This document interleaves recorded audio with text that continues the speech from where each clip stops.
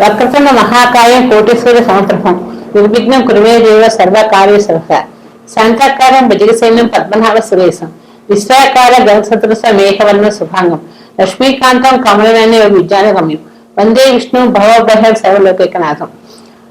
జనవరి 1 అంటే ఆంగ్ల సంవత్సరాది.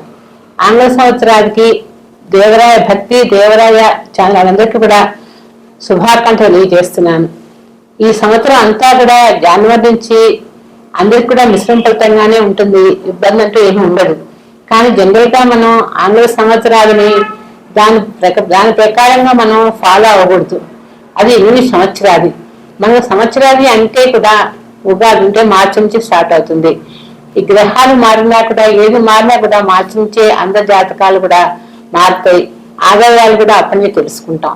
ఇప్పుడు మనం దీని గురించి తెలియాలంటే ఈ సంవత్సరాలప్పటికి మనకి డిసెంబర్ 16 నుంచి మనం ఈ ధనుర్మాసం ప్రారంభం చేస్తాం. ఈ నెల రోజులు కూడా ధనుర్మాస వ్రతం చేస్తూ ఉంటాం. అట్లాగే ఆంగ్ల సంవత్సరాల పండుగ కూడా ఇంగ్లీష్ వారైనా సరే ఇప్పుడు మన వాళ్ళందరూ కూడా ఈ జనవరి 1 అని గుడ్లకి వెళ్ళటం, కేకులు కట్ చేసుకోవటం, సరదాగా పండుగ చేసుకుంటున్నారు. కానీ ఇది చేసుకోవటం తప్పేం లేదు. కానీ అందరికీ కూడా చెప్తుంది ఏంటంటే ఇది దీని ప్రభావం అందరూ దీని గురించి జనవరి నుంచే జాతకాలు మారిపోతాయేమో, మన రాష్ట్రం మారిపోతాయేమో, ఆదాయాలు ఎలా ఉంటాయో తెలుసుకోవాలి కుతూహలంగా ఉన్నారు. కానీ అది కుతూహలం అనేది మనం ఉగాది నుంచే స్టార్ట్ చేసుకోవాలి. అప్పుడే మన గ్రహకూటం అంతా మారిపోతూ ఉంటుంది. ఎవరికి ఏ రాష్ట్ర వాళ్ళకి ఎలా ఉండాలో అప్పుడే మనకు తెలియజేస్తుంది. అంతేగాని అంటే అప్పటికి సంక్రమణం మారిపోతుంది. మకర సంక్రాంతి అంటే ఉత్తరాయణ ప్రారంభమవుతుంది. అప్పటి నుంచే మనకి యూనివర్సల్గా రవి సంక్రాంతి నడుస్తుంది. కాబట్టి అందరికి కూడా జాతకరీత్యా ప్రభావం ఎలా ఉంటుందో తెలుసుకోగలుగుతాం. కానీ ఇప్పుడు మాత్రం ప్రజెంట్ ఈ సంవత్సరం ఎలా ఉంటుంది, ఏ రాశిలోకి ఎలా ఉంటుంది తెలుసుకుందాం. తదుపరి కన్యారాశి. ఉత్తరాహస్త చిత్త నక్షత్రాలు కన్యారాశి వాళ్ళు అవుతారు. ఈ రాశి వాళ్ళకి అన్నీ హ్యాపీగానే ఉన్నాయి. ఈ సంవత్సరం అంతా బాగానే ఉంది, ఇబ్బంది అంటూ లేదు. పని మాత్రం 1-4 సార్లు చేసుకుంటూ ఉంటారు. ప్రతి పని కూడా అంతే. ఎందుకంటే వీళ్ళకి కొంచెం అనుమానం ఎక్కువ, చేసామా చేయలేదా అనే అనుమానంతో ప్రతి పని 2 సార్లు చేసుకుంటూ ఉంటారు. ఓర్పుతో సహనంతో బాగా ఉంటారు. ప్రతి పట్టుదలతో నిర్వహిస్తూ ఉంటారు. పని అంటే భయపడరు. అన్ని విధాలు కూడా మంచిగా చేసుకోవటం, మంచి పద్ధతిలో ఉంటారు. భార్యాభర్తలు కూడా ఒకటే మాట మీద ఉండి మంచి సంస్కారంగా అన్ని పనులు నిర్వహిస్తూ ఉంటారు.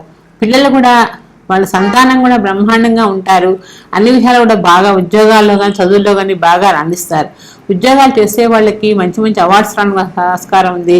పెద్ద వాళ్ళకు కూడా మన సిద్ధేశ్వర స్వామీజీ కూడా కలవటం, పెద్దవాళ్ళ అభిమానాన్ని చూరగొనటం కూడా అదృష్టం. ఎందుకంటే మనం ఒక స్వామి దగ్గరికి వెళ్ళామంటే ఆయన దీవెనల కోసం వెళతాం. ఆయన దీవెన మనకి ఎంతో మహాభాగ్యంగా తీసుకుంటాం.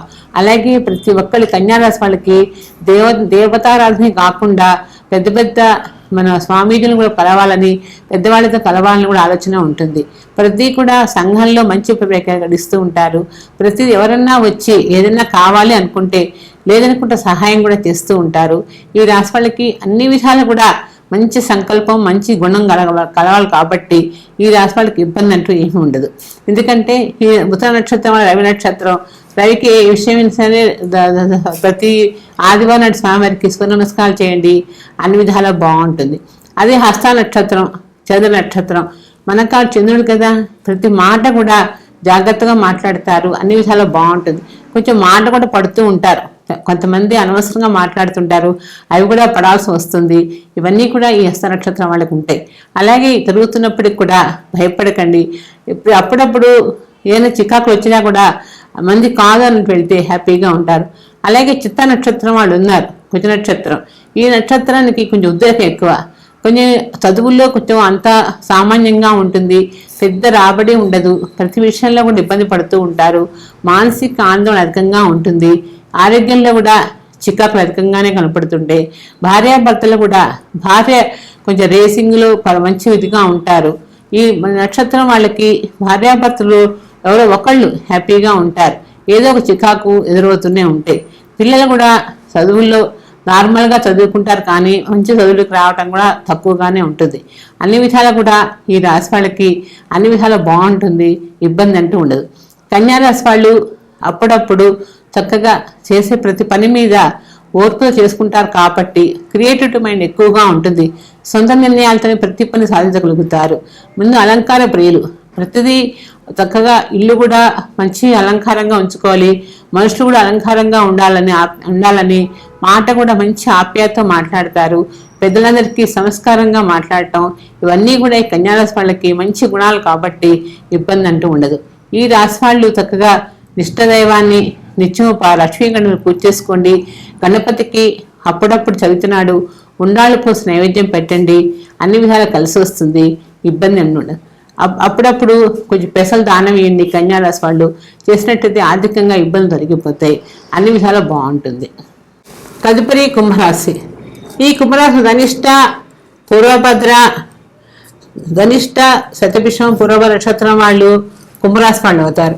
ఈ రాశి వాళ్ళకి ఈ సంవత్సరం అంతా కూడా ఓర్పుతో ఉండాలి, ఎందుకంటే కొంచెం అధికంగా ఉంది కాబట్టి ప్రతిదానికి భయపడుతూ ఉంటారు.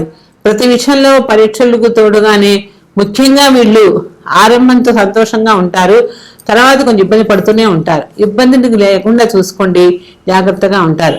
కుంభరాశి వాళ్ళకి అప్పుడప్పుడు ఆర్థిక లావాదేవీలు పెరుగుతూ ఉంటాయి. బంధుమిత్రులతో సహాయ సహకారాలు కూడా బాగానే ఉంటాయి. వ్యాపారాలు కూడా బాగా చేస్తారు, స్పెక్యులేషన్ కలిసి వస్తుంది. ఏదైనా సరే వ్యాపారాలు చేసేటప్పుడు చక్కగా తెలుసుకొని ఏ వ్యాపారం చేస్తే బాగుంటుందని గ్రహించకుండా చేయండి, అన్ని విషయాలు కూడా బాగుంటుంది. ఈ రాశి వాళ్ళకి కొంచెం ధనిష్ట నక్షత్రం వాళ్ళకి కొన్ని విధాలుగా ఏళ్ళనాటి శని ప్రభావం కూడా వెళ్ళిపోతుంది కాబట్టి కొంచెం పెద్దవాళ్ళు ఎవరైనా ఉంటే వాళ్ళకి కొంచెం విడుకోలు చెప్పడానికి కూడా ఆస్కారం ఉంది. ఇబ్బందులు అంటే చికాకులు, ఆర్థికంగా ఇబ్బందులు వస్తాయి, ఆరోగ్యంలో ఇబ్బందులు వస్తాయి, ఇవన్నీ కూడా సహజంగా గడిచిపోతూ ఉంటాయి. గడిచిపోయినా కూడా కొంచెం టెన్షన్గానే ఉంటుంది. ఏదైనా మంచి పని మనం చేసినా కూడా ఒక గుడ్ ఒక బ్యాడ్ జరుగుతూ ఉంటుంది, జాగ్రత్తగా ఉండండి. అలాగే శతభిష నక్షత్రం వాళ్ళకి కూడా టైం అంత గొప్పగా ఉన్నప్పటికీ కూడా ఏదో ఒక ఇబ్బంది ఎదురవుతూనే ఉంటుంది. ఉద్యోగాల్లో కూడా ప్రతి ఒక్కరికి టెన్షన్ పడుతూ ఉంటారు. ఉద్యోగం ఉంటుందా పోతుందా అనే భయం కూడా అధికంగా ఉంటుంది.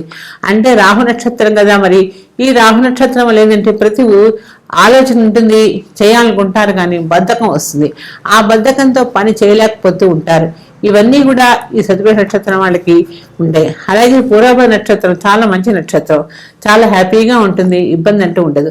ఈ రాశి వాళ్ళకి రవి నక్షత్రం కాబట్టి అన్ని విషయాలు రేఖంగా ఉంటారు, అన్ని విషయాల్లో మంచి ప్రభావం ఉంటుంది, ఆర్థికంగా ఇబ్బంది అంటూ ఉండదు.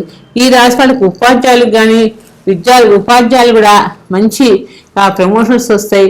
ఉపాధ్యాయులకు కూడా మంచి ఘనత ఏర్పడుతుంది, అవార్డ్స్ అందుకుంటారు, మంచి వృత్తిగా ఉంటాయి. చిన్న తరహా పరిశ్రమ వాళ్ళకు కూడా ఒక రకంగా ఇబ్బంది లేకుండా గడిచిపోని చెప్పాలి. చిన్న తరహా పరిశ్రమ చేసే వాళ్ళకి కానీ కుటీర పరిశ్రమ వాళ్ళకి కూడా అన్ని విధాలు కూడా బాగుంటుంది, ఇబ్బంది అంటూ ఉండదు.